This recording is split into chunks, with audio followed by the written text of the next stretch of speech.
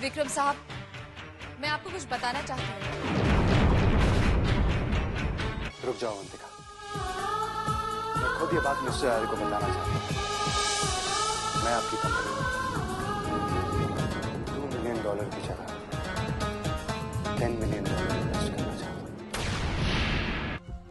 तो आज हमारे दुश्मन के घर खुशियां मनाई जा रही हैं। मैंने तो यह भी सुना है भाई कि वो एनआरआई युगांक रॉय आज विक्रम आर्या का खास मेहमान है।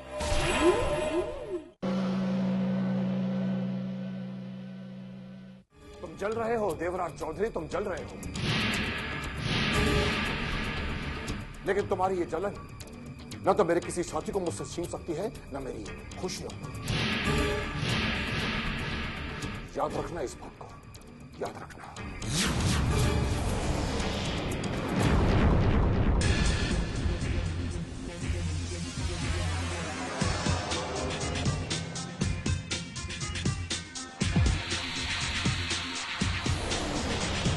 तो मिस्टर राय, भाई आपने अपनी फैमिली के बारे में कुछ नहीं बताया, और कौन कौन है आपके परिवार में? सब हैं, माँ है, पिताजी हैं, भाई हैं, बहन है। लेकिन देखिए ना, किस्मत ने मुझे इन सबसे अलग कर दिया है। मिस्टर युगांक, परिवार कभी किसी से अलग नहीं होता। हाँ, थोड़े से वक्त के लिए कभी कभी दूर हो जाता है, और फिर ये वक्त ही तुम्हें अपने परिवार से मिला देगा। मैं भी उसी वक्त का इंतजार कर रहा हूँ। अरे भाई, कोई खाना वाना भी खिलाओगे या बस हम यही बातें करते रह जाएंगे? बट मिस्टर राय, एक बात मैं आपको वाजे कर दूं, भाई विक्रम साहब क्या खाना खाना बड़ी टेढ़ी खीर है। नहीं मतलब खीर टेढ़ी नहीं होती, लेकिन उसे खाया टेढ़े तरीके से जाता है। इनके यहाँ खाना खाने का मतलब है इनके तुक में तुक मिलाओ। मतलब? हमारे घर डाइनिंग टेबल पर बेतुकी बातें करने पर पाबंदी होती है, इसलिए डाइनिंग टेबल पर हर बात में तुकबंदी होती है। यहाँ डाइनिंग टेबल वही बोल सकता है जो तुक में तुक मिलाता है, वरना सर झुकाकर खाना खाना है। शाबाश, आज तो तूने तुक से तुक मिला ही ली, चक्कर चला के। Very interesting. इसका मतलब बातें करने में बहुत मजा आता होगा। हाँ, आता तो है, और साथ में खाना भी टेस्टी हो जाता है। वैसे युगांक को कोई प्रॉब्लम नहीं होगी, इन्हें कॉलेज से ही शायरी में बहुत इंटरेस्ट है। तो फिर हो जाए हमारे विशेष से मुकाबला, देख ले कौन बेस्ट है। कहने दो मामा, वरना तुकबंदी का हो जाएगा कबाड़ा। वैसे शायरी में आज तक मैंने कोई झंडा नहीं गाड़ा, लेकिन तुकबंदी करना मेरे लिए ऐसा है जैसे बच्चों के लिए 2 पहाड़ा। वाह वाह, क्या काफिया मिला है। क्या बात है, क्या कह रहे हैं मिस्टर राय? वैसे तुकबंदी तो आसान काम है युगांक बाबू, दिमाग का खेल तो शतरंज है, शतरंज। और शतरंज में हमारे विशेष को कोई नहीं हरा सकता। हाँ, डैड के अलावा। रियली? वैसे युगांक भी यूनिवर्सिटी में चैंपियन रह चुके हैं। वाह, क्या कहने। तो फिर हो जाए एक एक बाजी शतरंज की। महेश, कहा था ना आज कोई चेस नहीं होगा। यार मैं अपने खेलने की बात थोड़ी कर रहा हूँ, मैं तो इनका खेल देखने की बात कर रहा हूँ। हाँ डैड, एक मुकाबला तो हो जाने दीजिए। देखे तो सही, हमारे विशेष भैया कितने बड़े चैंपियन हैं। एक्सक्यूज मी, खाना तैयार है। हाँ, लेकिन यहाँ एक जबरदस्त मुकाबले की तैयारी हो रही है भाभी। ना, अब जो भी मुकाबला होगा वो खाने के बाद। चलिए। हाँ ठीक, चलो। रुकावट के लिए खेद है। प्लीज कर।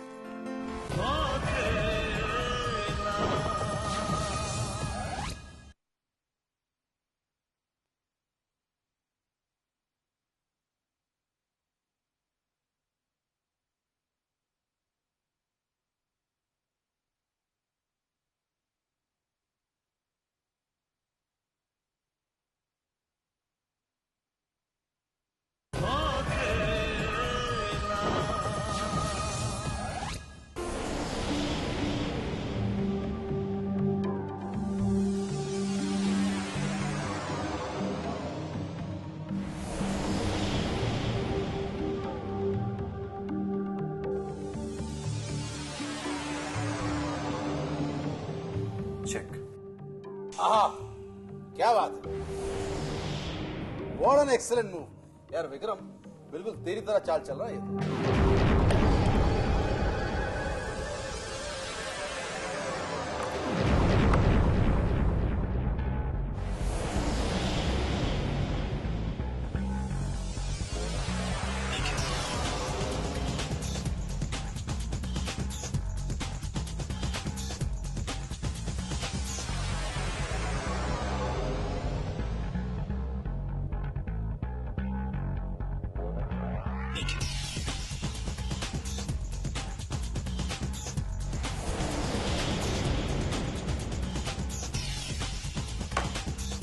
check and mate.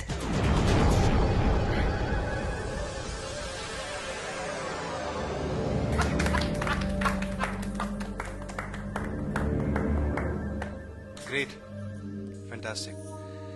बाकी तुम्हें हराना बहुत मुश्किल है। चलो मामा, चल के जीत का जश्न मनाते हैं ठंडाई पी के।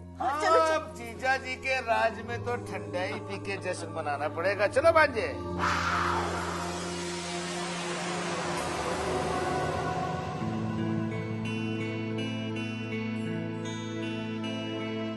अच्छा विक्रम साहब, अब हम चलते हैं। Okay, nice of you to come. Shakuntala, जी आई। भैया जा रहे हैं ये लोग। अरे इतनी जल्दी? थोड़ी देर और रुक जाते बेटा। अगर मेरा बस चलता तो मैं हमेशा के लिए इस घर में रुक जाता। You're always welcome. Okay okay sir, God bless you, bye, thanks.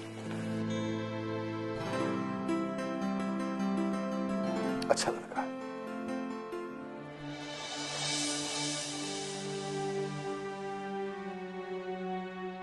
तुम इतने खामोश क्यों हो? क्या तुम्हें अपनों से मिलकर खुशी नहीं हुई? खुशी? इतनी खुशी शायद मुझे जिंदगी में कभी नहीं मिली। तो फिर इतने उदास क्यों हो?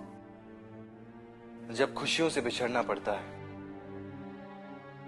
तो उदासी अपने आप घेर लेती है। पता नहीं ये खुशियां मुझे दोबारा मिलेंगी या नहीं। क्यों नहीं मिलेगी? उन पर हक है तुम्हारा। लेकिन मैं बार बार एक पराये मेहमान की हैसियत से खुशियों का हिस्सेदार नहीं बनना चाहता हूं। मैं चाहता हूं कि मैं हमेशा अपनों के साथ अपना बनकर उनकी खुशियों में शामिल रहूं। सिर्फ चाहने से कुछ नहीं होगा, तुम्हें अपनों का अपनापन जीतना होगा। मगर तुम्हें तो जानबूझकर हारने का शौक है ना? आई नो, मैं चेस में विशेष से हार गया इसलिए तुम्हें बुरा लगा ना? ऑफ कोर्स, मैंने कितने शान से सबके आगे तुम्हारी तारीफ की थी, तुमने मुझे लेट डाउन किया। Come on Avantika, be a sport. खेल में तो हार जीत लगी रहती है। पता है, अगर विशेष तुमसे सचमुच में जीत जाता तो मुझे बुरा नहीं लगता, मगर तुम मुझसे जानबूझकर हार गए। क्यों? कभी कभी किसी का दिल जीतने के लिए हमें हारना पड़ता। मैं सबसे अपनी खुशियां शेयर करने के लिए गया था। भला किसी को दुख पहुंचा के मुझे खुशी थोड़ी मिलती।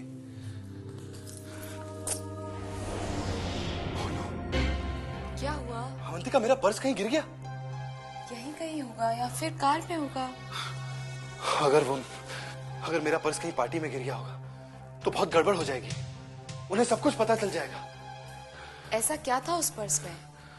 उस पर्स में मॉम और डैड की फोटो थी। क्या?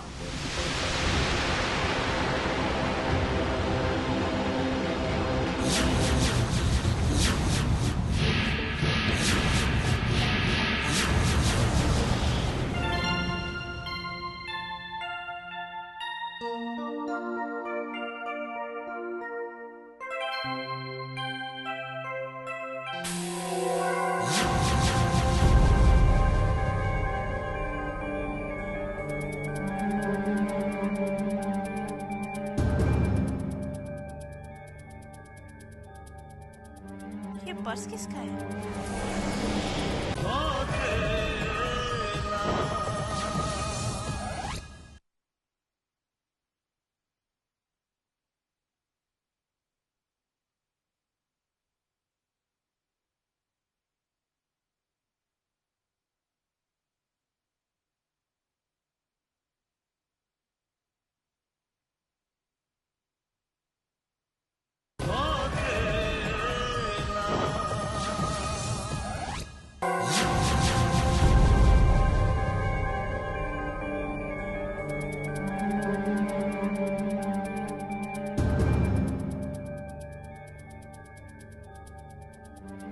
पर्स किसका है?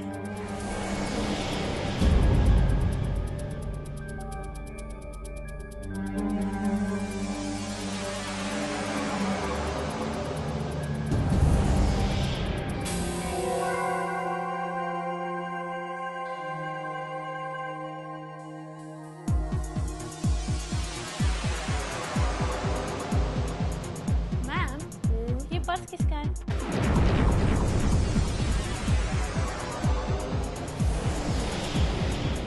पर्स कहाँ मिला? मुझे सोफे के पास पड़ा मिला। विशेष और शुभम तो ऐसा पर्स इस्तेमाल ही नहीं करते।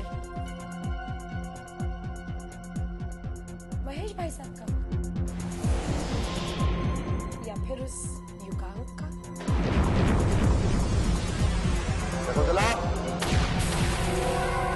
जी आई।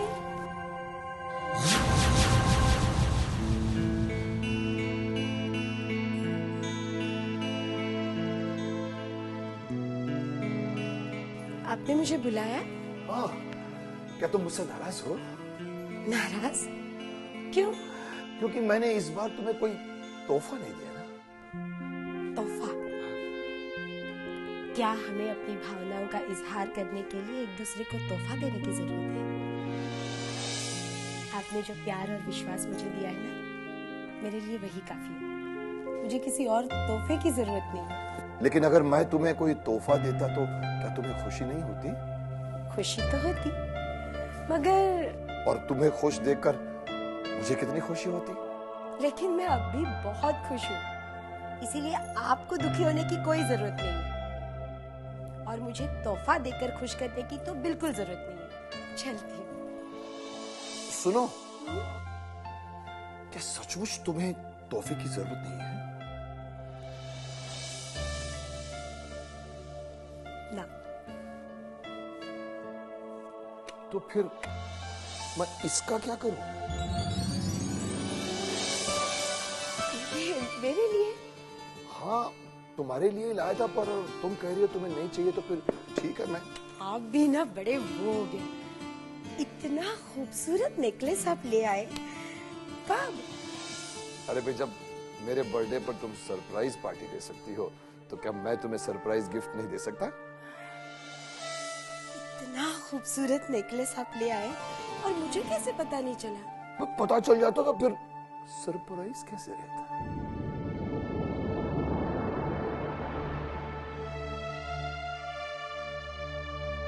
क्या हुआ? कुछ नहीं। मुझे लगता था कि आप मुझसे कुछ भी छिपा नहीं सकते, मगर ये तो गिफ्ट है, सरप्राइज गिफ्ट। फिर भी अगर मैंने तुमसे कुछ छुपाया है तो तुम्हारी खुशी के लिए छुपाया है, तुम्हारे लिए छुपाया है। सच? सच।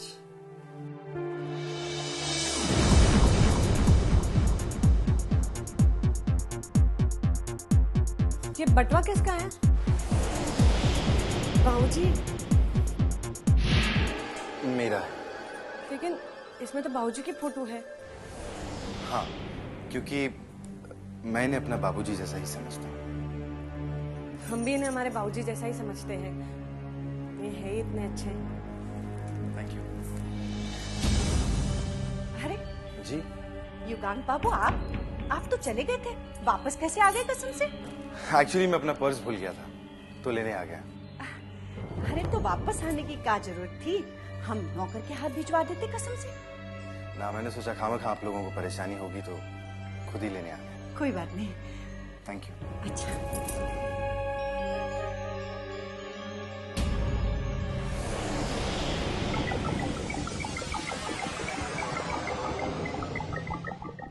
हाय हाय, ये तो वही बात हुई, नाम बड़े और दर्शन खोटे कसम से। अरे मेरी राजरानी, जीजा जी की पार्टी में ऐसी किस चीज की कमी रह गई जो तूने ताने मार रही है चक्कर चला के? मैं जीजा जी को ताने ना मार रही हूँ कसम से, मैं तो उस विलायती बाबू के बारे में कह रही हूँ कसम से। तेरा मतलब युगांक?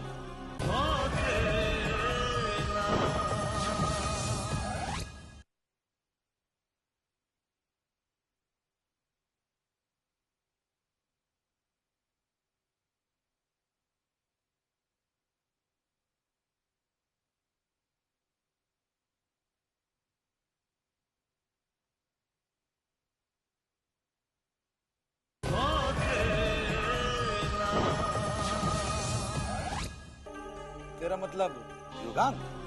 हाँ वही युगांक।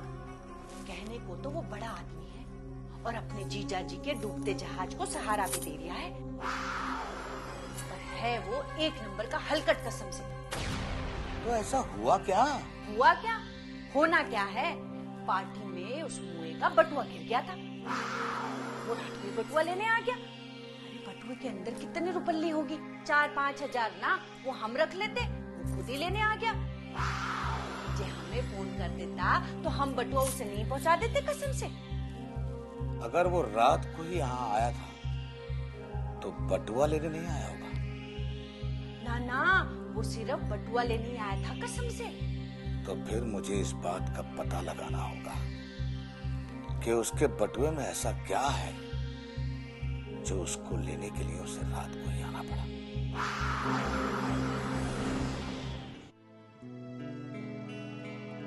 मैं जानती हूं, आज मैं अपने परिवार से मिला, सबसे। परिवार में तो भाई हैं, विशेष और शुभम। शुभम बहुत ही सीधा है, लेकिन विशेष बहुत तेज है, बहुत तेज। परिवार में एक प्यारी सी बहन भी है, स्नेहा, और मां भी है, बिल्कुल आप ही के जैसी है, ममता की परछाई। और डैड, बहुत अच्छा लगा मां, सबसे मिलकर बहुत अच्छा लगा, लेकिन एक अजनबी की तरह। मां, मैं किसी को नहीं बता पाया कि मैं उनका अपना हूं, उनका अपना भाई हूं, उनका बेटा हूं। युगांक,